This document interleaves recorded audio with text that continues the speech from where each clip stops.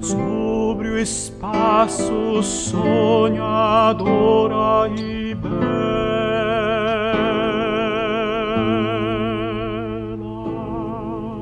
Vocês acabaram de ouvir Baquianas Brasileiras número 5, com o Aldo Baldin, de Heitor Villa-Lobos. Uma das peças mais lindas, que na voz de Aldo Baldin fica mais linda ainda.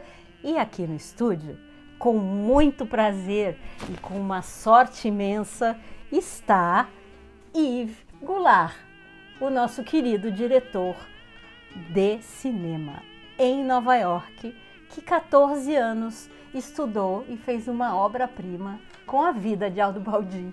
Oi, Nossa, meu querido! Depois dessa apresentação, eu me sinto muito lisonjeado de estar aqui em Stuttgart, cidade essa que a gente fez a pré-estreia do filme na Barra Academy, né, nesse festival. E contamos com a tua ilustre presença. Ah, minha ilustre presença não é nada em comparação com o que o Yves fez. E eu tive bastante sorte de conseguir trazer ele para os estúdios antes dele voltar para Nova York. Então vamos todos aproveitar bem. Yves, no meio do caminho, entre a pré-estreia, lá no Ateliê, que é um cinema conhecidíssimo aqui de Stuttgart, entre essa pré-estreia e hoje, você já ganhou um prêmio. Como é que foi isso? A gente ganhou o prêmio, exatamente, ganhamos um prêmio de edição. Pois é, que foi você quem fez, diga-se de passagem. Você vê só, é um filme completamente feito de edição, porque você fazer uma colagem... 14 anos? 14 anos levou o filme de produção, de pesquisa, mas você fazer uma colagem da história do Aldo, que ele deixou gravado, de arquivos de televisão, de entrevistas que eu fiz depois que ele já morreu, e editar isso é um filme completamente de edição. Então esse prêmio, que eu fui o editor, eu fiquei muito feliz e honrado de receber esse prêmio. Como é que você ficou sabendo no meio da viagem? Não, porque a gente estava vindo, estava acho que voltando de Cannes para Baden-Baden. Que é outra viagem, né? Foi uma viagem, no meio do caminho o festival falou que eu ganhei o prêmio. Em São Paulo, né, no Brasil. Sim. Agora eu quero aproveitar o público do Brasiverso, do Brasiverso que estão nos ouvindo, para te pedir um favor. Olha lá, isso não estava no script, hein? Vai lá, peça. Eu tô aqui no celular, peço desculpa a você ouvinte, porque eu estou, na verdade, buscando uma publicação maravilhosa e linda que essa moça aqui do meu lado fez. Ih, meu Deus, olha lá. E eu vou pedir para ela. Eles devem ter publicado visto. Hoje nas mídias sociais da jornalista alemã brasileira Ligia Brass. Então, Ligia, você lê o que você escreveu para o público. É longo, gente, é longo. Eu não posso falar do coração? Não, quero que você leia, porque o que você já escreveu foi do coração. Então tá bom, lá vem agora, tem que tirar o óculos, né? Enfim. Ontem fui assistir a uma obra-prima que foi cuidadosamente feita, tecida nos mais recentes 14 anos. Finalmente, em grande estilo dentro do Festival de Bar em Stuttgart, chegou às telas. Um desses dias inocentes em que, sentada numa cadeira de cinema, uma mágica acontece.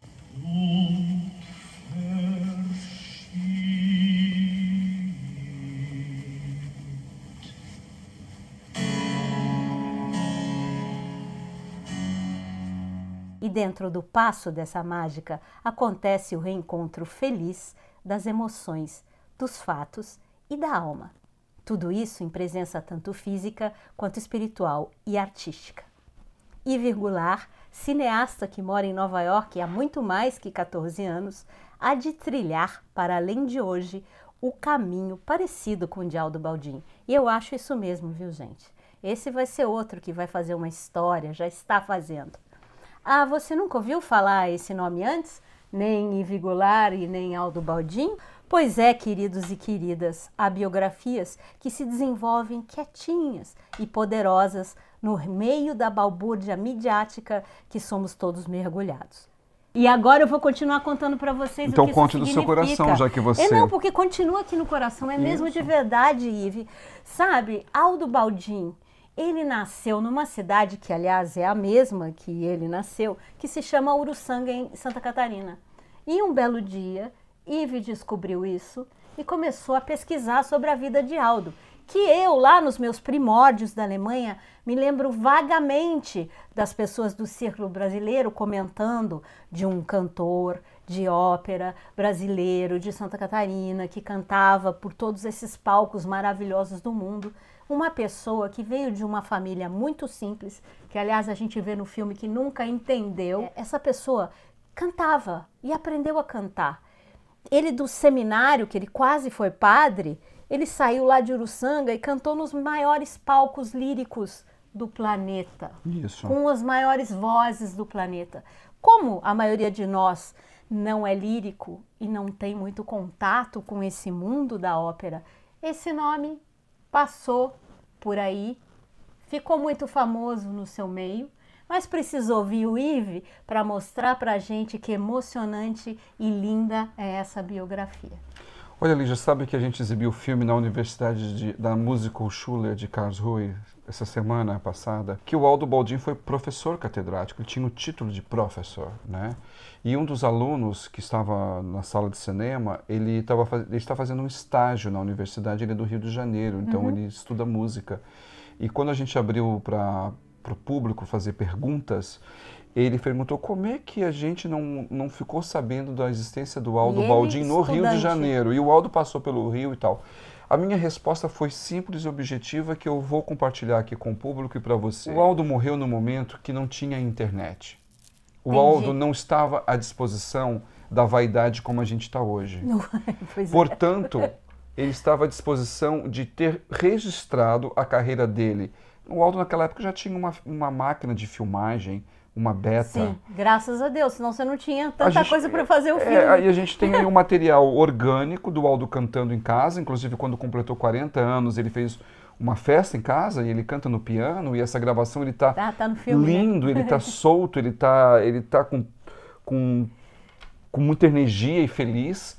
Foi gravado, a Irene gravou, e a gente usa também essas gravações na narrativa do filme. Principalmente esse ano agora de 2024, que completou 30 anos da morte dele, e esse ano 2025 o Aldo estaria fazendo 80 anos se estivesse com a gente.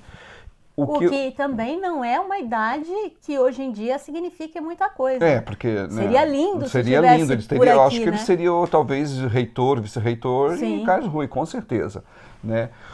É que o Aldo não estava a serviço dessa vaidade barata que a gente vive hoje, né?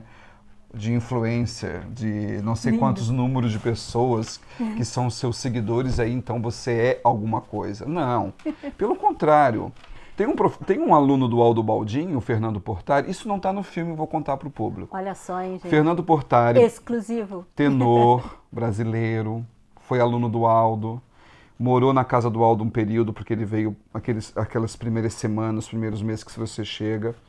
O Fernando Portari, ele veio para a Alemanha para fazer aula de canto. E o Aldo deu todo o suporte para ele no início.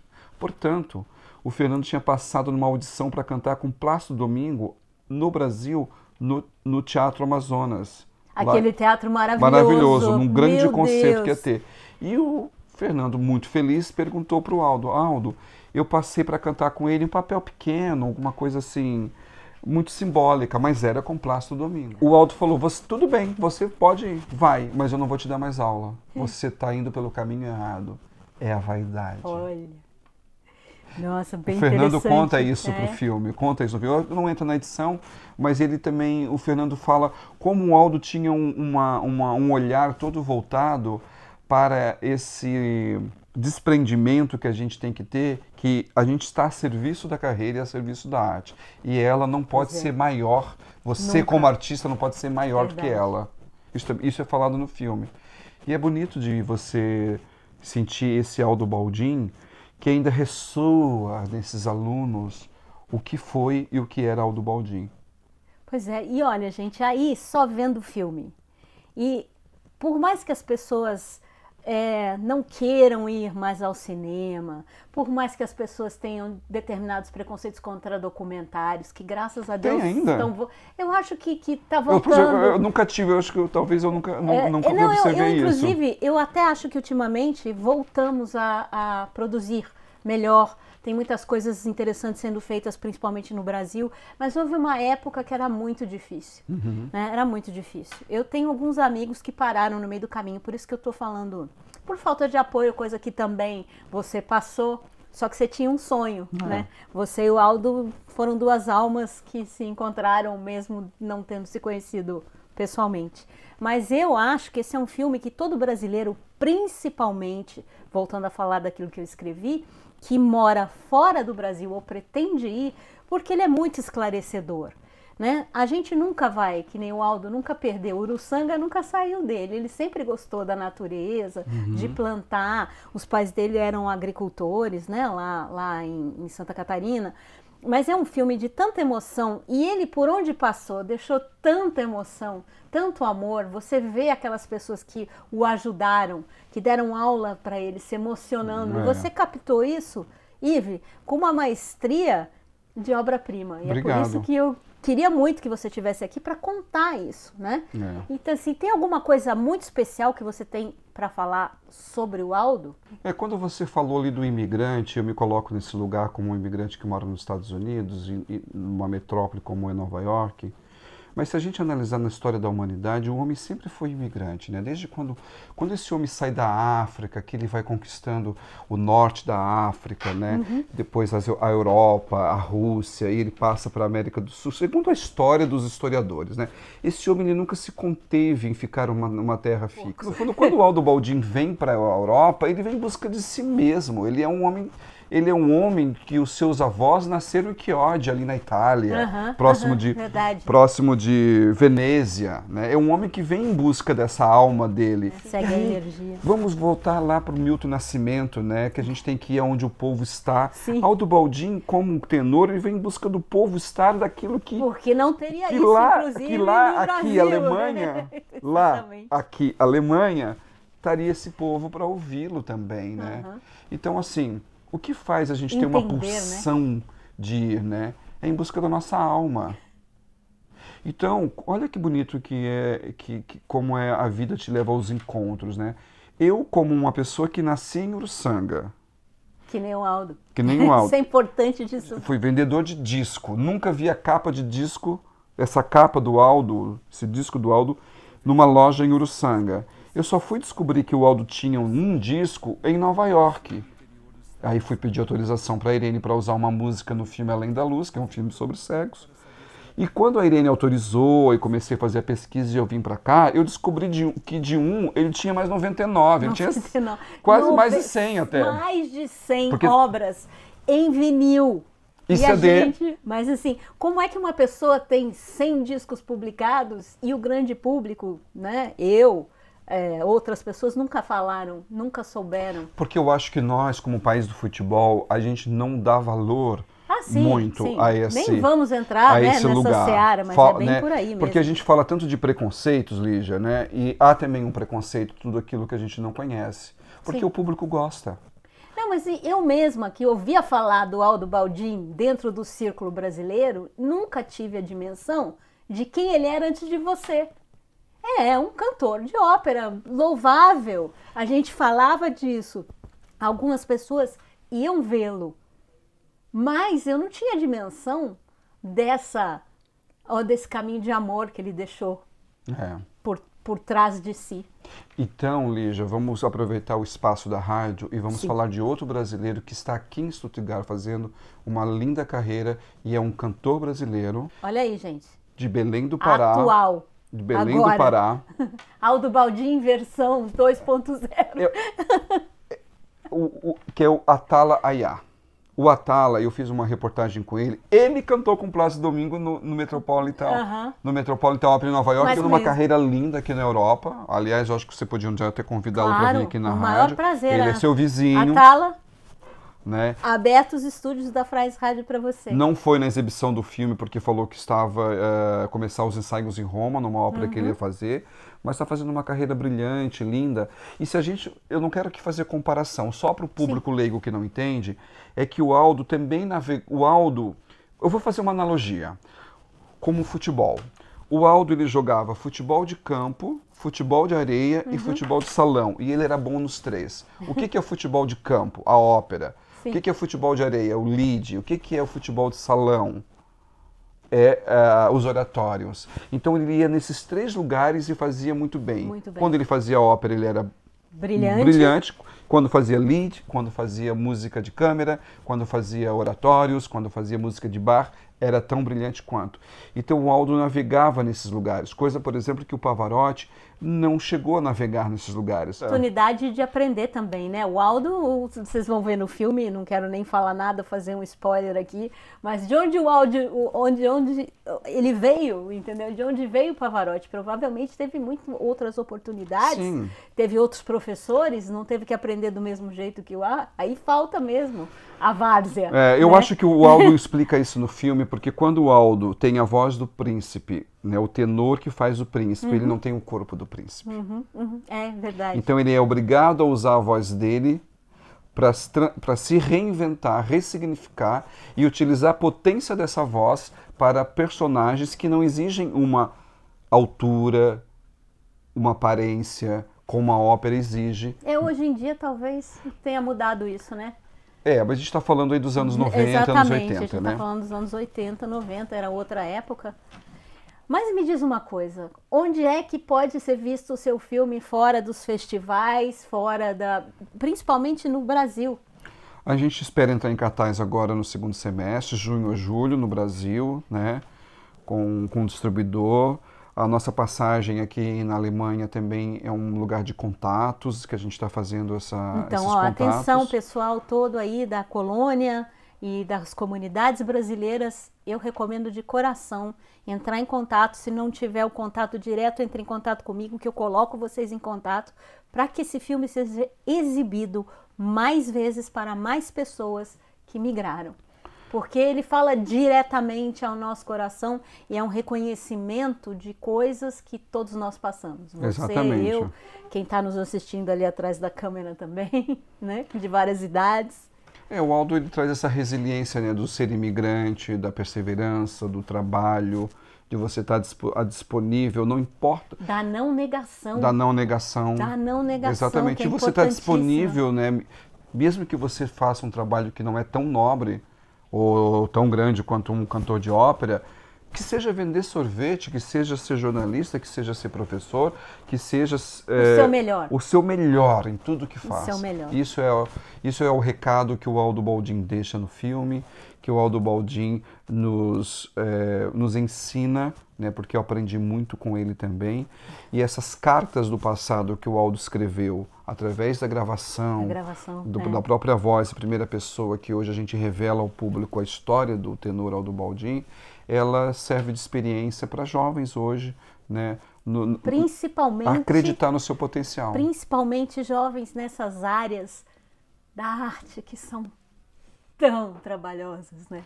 Que têm caminhos tão tortuosos que a gente precisa sentir muito lá dentro para conseguir trazer, né? E fazer dar frutos e acreditar, né? Porque assim, se você perguntar para mim, quando eu era moça, não existia essa possibilidade, era tudo hobby. Eu trilhei outros caminhos até chegar na música, até chegar nas outras artes e etc. E eu acho que você também não é muito diferente, você já fez muita coisa em Nova York para chegar na primazia, né, desse filme. Eu tento, né? O talento tá aqui, entendeu? Ele é excelente. Obrigado. Esse enquadramento aqui dessa câmera hoje é dele. Ele manda algumas... Ele teve agora na França, eu estava acompanhando, né? Cada take que ele fez, que eu falei, meu Deus, que coisa mais linda. E é só o Facebook, né? O Instagram e etc. Ele tem esse dom. Mas do dom até chegar num filme maravilhoso, tão bem feito, tão bem cortado, tão emocionante como esse do Aldo Baldin, é um longo caminho. Desde quando você está em Nova York? Eu estou lá desde o dia 13 de agosto de 2006. Ok, é bastante tempo, né? E nesse período todo trabalhando com televisão, com jornalismo, né? Cobrindo, meu Deus, quanta coisa eu cobri, de postos de presidente, as Nações Unidas, atentados terroristas, as coisas tristes, né? Ou o Brasília Day, que você também teve lá, né? Que a gente teve aquele A gente encontro já fez, nos exatamente, bastidores já com o nos Daniel, né? encontramos Foi um lá momento algumas lindo. vezes, mas né? assim, então. E muitas pessoas legais em torno disso, mas não tem muitas pessoas fazendo isso, né? Eu Tanto acho é que- que vocês são pau para toda a obra. É engraçado, né, Lígia? Você fala de uma coisa que toca muito o coração da gente que é antigo, né? A nossa geração é aquela geração que Eu sou pega... bem mais velha que você, viu, Não, mas querido? tudo bem, o público vai entender o que eu estou dizendo quando eu quero dizer que sou antigo. Eu estou fazendo 50 anos esse ano.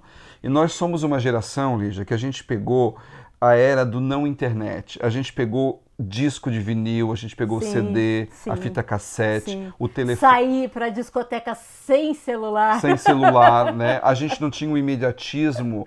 de tirar foto. Tirava foto, tinha que mandar revelar. Então a gente pegou o analógico, a gente viu a transformação do digital, a gente pegou o imediatismo da internet e a gente ainda domina a linguagem da internet. Essa geração nossa é a última desse mundo analógico.